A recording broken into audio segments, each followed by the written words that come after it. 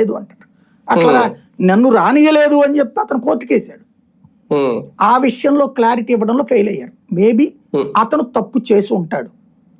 అది ప్రభుత్వం అతను అరెస్ట్ చేస్తే మొత్తం డిఎస్సి నాశనం అవుతుంది.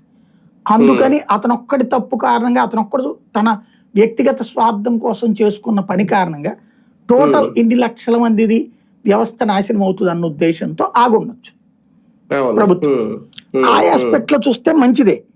కానీ నీట్ లాంటి వాటిలో అట్లాగ ఒకళ్ళిద్దరిదే కదా టోటల్ పరీక్ష లాగిని.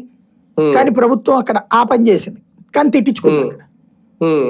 ఇక్కడ అలా తిట్టించుకోకుండా మంచిగా చేసినట్టుగా ప్రొజెక్ట్ అయింది. కానీ దురదృష్టం వెంటాడింది ఏంటంటే ఆ తర్వాత ఆ అసంతృప్తి వ్యక్తం కావడం అన్నటువంటి.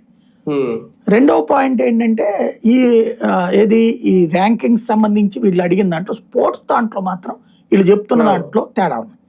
మిగతా వాటిది నాకు కన్వీనియన్స్ వీళ్ళు చెప్తున్నది కన్విన్సింగ్ గానే ఉంది. సుప్రీంకోర్టు ఆదేశాల ప్రకారం ఈ హార్జెంటల్ విధానమా అది అంటే కొంతవరకు కన్విన్సింగ్ గా ఉంది. అది రేపు కోర్టులో తేలుస్తారు. అది ఎట్లాగూ దాదాపు 150-200 మంది వేశారట కేసులు. ఇందులో నవోదయకి సంబంధించిన వాళ్ళు ఒకటి నాకు ఒక మెయిల్ పెట్టారు, వాళ్ళు తప్పు చేశారని మమ్మల్ని మోసం చేశారన్నటువంటిది. అది ఒక ఆస్పెక్ట్. రెండవది వచ్చేటప్పటికి అది కోర్టులో తేల్చుకోవాల్సినటువంటి అంశం.